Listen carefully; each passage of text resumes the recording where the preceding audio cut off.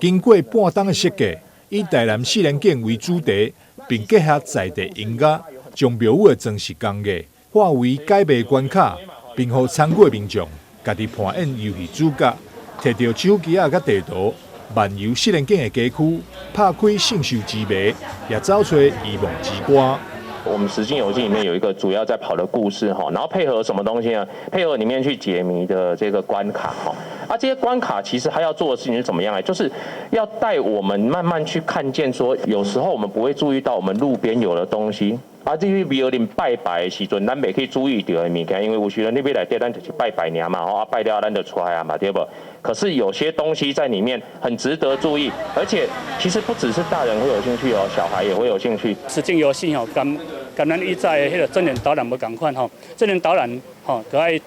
有人带，去较深入了解咱的中西区的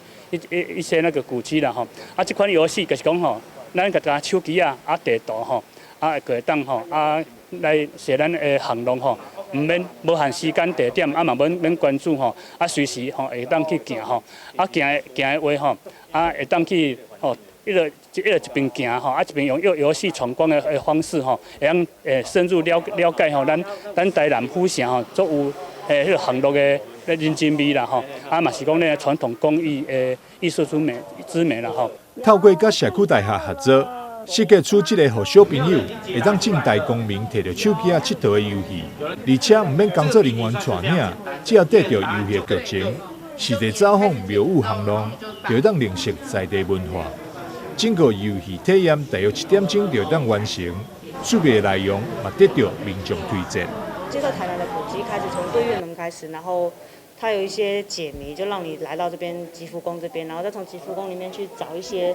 神像相对应的，然后再进行解谜，所以现在就是在吉福宫里面找神像，还有一些古迹这样。觉得如何？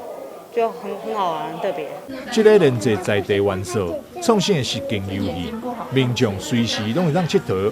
中西区公所表示，若是民众反应良好，未来也将会推出更多连接文化单元，让历史文化不只伫咧课本内底，嘛当实地走访，透过游戏来清理了解。